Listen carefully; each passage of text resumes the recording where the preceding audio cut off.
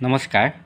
এটা গুৰুত্বপূৰ্ণ প্ৰশ্ন উত্তৰ দিব বিচাৰিছোঁ অসমত ৰচিত হোৱা সংস্কৃত কাব্যসমূহৰ বিষয়ে লিখক য'ত প্ৰকৃতিৰ বিৱৰণে তাৎপৰ্যপূৰ্ণ স্থান গ্ৰহণ কৰিছে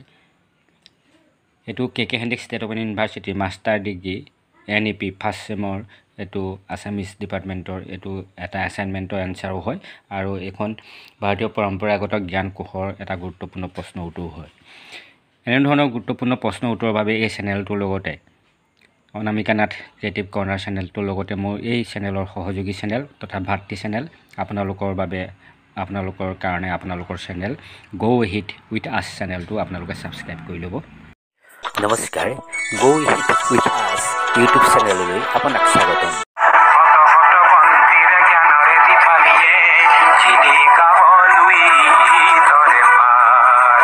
গো হিট উইথ আছ আপোনালোকৰ প্ৰশ্ন উত্তৰ গুৰুত্বপূৰ্ণ ইনফৰমেশ্যন এছাইনমেণ্টৰ এনসাৰ বা পৰীক্ষাত আহিব পৰা প্ৰশ্ন উত্তৰৰ বাবে আপোনালোকে এই দুইটা চেনেল সাবস্ক্ৰাইব কৰি ল'ব চাব অসমত ৰচিত হোৱা সংস্কৃত কাব্যসমূহৰ বিষয়ে লিখক য'ত প্ৰকৃতি বিৱৰণে তাৎপৰ্যপূৰ্ণ স্থান গ্ৰহণ কৰিছে এইটো আপোনালোকে কিতাপত নাপাব আচলতে এই প্ৰশ্নটোৰ উত্তৰ লিখিবলৈ যাওঁতে সংস্কৃত কাব্যসমূহৰ ওপৰতহে লিখিব লাগিব চাব আপোনালোকে অতি মই অধ্যয়ন কৰি মই লিখিছোঁ কাৰণ আপোনালোকৰ কিতাপত নাই আৰম্ভণি লিখিব প্ৰাচীন কালৰ পৰা আধুনিক সময়লৈকে অসমত যথেষ্ট সংখ্যক সংস্কৃত কাব্য ৰচনা হৈছে ধবলাচাৰ্যৰ ধবল সংগ্ৰহ সৎকবি বিশ্বেশ্বৰৰ স্মৃতি সমুচ্চয় অন্ধুক ভট্টৰ অন্ধুক সংগীতাৰ পৰা আৰম্ভ কৰি আধুনিক সময়ৰ বৈকুণ্ঠনাথ চক্ৰৱৰ্তীৰ শ্ৰীকৃষ্ণ লীলামিতম ভৱদেৱ ভাগৱতীৰ সতী জয়মতী আৰু শ্লোকমালা আদিলৈকে অসংখ্য সংস্কৃত কাব্য অসমত ৰচিত হৈছে এই সংস্কৃত কাব্যসমূহত বিষয়বস্তু উপস্থাপনৰ লগতে ভাৱ বিষয়বস্তুৰ লগত সংগতি ৰাখি প্ৰকৃতিৰ বিৱৰণে তাৎপৰ্যপূৰ্ণ স্থান গ্ৰহণ কৰিছে তলত এই বিষয়ে আলোচনা কৰা হ'ল বহুত দেখিছোঁ যে বহুতে শংকৰদেৱৰ ওপৰত লিখিছে শংকৰদেৱে কি লিখিছিলে মাধৱদেৱ আচলতে চাবলৈ গ'লে শংকৰদেৱে কোনো সংস্কৃত কাব্যগ্ৰন্থ তেনেকৈ লিখা নাছিলে কাৰণ শংকৰদেৱে যি লিখিছিলে সেয়া ব্ৰজাৱলী ভাষাতহে লিখিছিলে সেয়া কিন্তু সংস্কৃতৰ ভিতৰত নপৰে আপোনালোকে চাব মন কৰিব মই সংস্কৃত গ্ৰন্থসমূহৰ ওপৰতে লিখিছোঁ কাব্যসমূহৰ ওপৰত অসমৰ ৰচিত হোৱা সংস্কৃত কাব্যসমূহৰ প্ৰকৃতিৰ বিৱৰণ সংস্কৃত ভাষা সাহিত্য আৰু ভাৰতীয় সংস্কৃতিৰ প্ৰসাৰত প্ৰাগৈতিহাসিক কালৰ পৰা অসমে গুৰুত্বপূৰ্ণ অৱদান আগবঢ়াই আহিছে প্ৰাচীন মধ্য আৰু আধুনিক যুগত ৰচিত সংস্কৃত কাব্যসমূহত প্ৰকৃতিৰ বিৱৰণে তাৎপৰ্যপূৰ্ণ স্থান লাভ কৰিছে ত্ৰয়োদশ শতিকাত নীলাম্বৰাচাৰ্যই ৰচনা কৰা কালকৌমুদীত বিভিন্ন উৎসৱ পাৰ্বণৰ বিশেষকৈ ধৰ্মীয় পৰ্ব আদিৰ শুভ সময় নিৰূপণ কৰাৰ বিষয়ে ৰচনা কৰা সংস্কৃত গ্ৰন্থখনত অসমৰ প্ৰকৃতি জগতৰ বৰ্ণনা পোৱা যায় গ্ৰন্থখনত ধৰ্মীয় উৎসৱ পাৰ্বণৰ সময়ৰ বিষয়ে আলোকপাত কৰোঁতে সময় অনুযায়ী প্ৰকৃতিৰ বিৱৰণে গ্ৰন্থখনক আলোকিত কৰি তুলিছে সিদ্ধান্ত বাগীশ ভট্টাচাৰ্যই ৰচনা কৰা 18খন সংস্কৃত গ্ৰন্থৰ ভিতৰত প্ৰেতকৌমুদী গ্ৰন্থত চন্দ্ৰগ্ৰহণ আৰু সূৰ্যগ্ৰহণ সম্পৰ্কীয় তথ্য থকাৰ লগতে চন্দ্ৰগ্ৰহণ আৰু সূৰ্যগ্ৰহণৰ সময়ত প্ৰকৃতিয়ে কেনে ৰূপ ধাৰণ কৰে আৰু মানুহে সেই সময়ছোৱাত প্ৰকৃতিৰ প্ৰতি কেনে আচৰণ কৰিব লাগে সেই বিষয়ে উল্লেখ কৰিছে অৰ্থাৎ এই গ্ৰন্থখনতো প্ৰকৃতিৰ বৰ্ণনাই অনন্য মাত্ৰা লাভ কৰিছে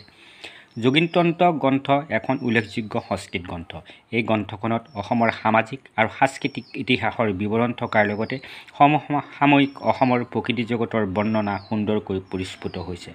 গ্ৰন্থখনত কামৰূপক ৰত্নপীঠ কামপীঠ স্বৰ্ণপীঠ আৰু সৌমাৰপীঠ এই চাৰি ভাগত ভাগ কৰাৰ মাজেৰে প্ৰকৃতি জগতৰ সীমাৰেখাৰ উল্লেখ পোৱা যায় মধ্যযুগত ৰচিত অন্যতম সংস্কৃত গ্ৰন্থ কালিকা পুৰাণত অসমৰ প্ৰকৃতি জগতৰ বৰ্ণনা সুন্দৰকৈ তুলি ধৰিছে সকলো কাব্যিক গুণেৰে মণ্ডিত কাব্যখনত কামাখ্যা দেৱী আৰু তেওঁৰ বিভিন্ন ৰূপৰ মাহাত্ম্য তথা অৰ্চনাৰ বিধি উপস্থাপনৰ লগতে কামৰূপৰ নদ নদী মঠ মন্দিৰ তীৰ্থস্থান প্ৰভৃতিৰ বৰ্ণনা অপূৰ্বভাৱে বৰ্ণিত হৈছে বিশেষকৈ নীলাচল পাহাৰৰ সুন্দৰ সৌন্দৰ্য অসমৰ প্ৰকৃতি জীৱনৰ অন্যতম অংগ নদ নদীসমূহৰ অপূৰ্ব বৰ্ণনা তীৰ্থস্থানসমূহৰ প্ৰাকৃতিক পৰিৱেশৰ বৰ্ণনাই গ্ৰন্থখনক অনন্য মাত্ৰা প্ৰদান কৰিছে এক কথাত কালিকা পুৰাণ সংস্কৃত গ্ৰন্থখনে প্ৰকৃতিৰ বিৱৰণৰ ক্ষেত্ৰত তাৎপৰ্যপূৰ্ণ তথা বিশেষ স্থান লাভ কৰিছে শ্ৰীকৃষ্ণ লীলামিতম নামৰ মিতম নামৰ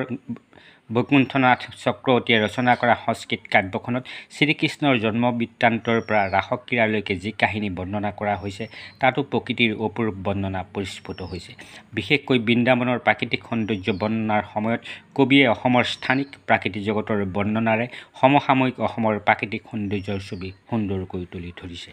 বিদগ্ধ সংস্কৃত পণ্ডিত আচাৰ্য মনোৰঞ্জন শাস্ত্ৰীয়ে ৰচনা কৰা পকাম কামৰূপম সংস্কৃত কাব্যখনত সেই সময়ৰ অসমৰ সামাজিক প্ৰাকৃতিক পৰিৱেশৰ চিত্ৰ দেখা পোৱা যায়। গ্ৰন্থখনত তথা কাব্যখনত কামৰূপৰ চহকী সাংস্কৃতিক ঐতিহ্যৰ লগতে কামাখ্যা, হয়গ্ৰীৱ, মাধৱ,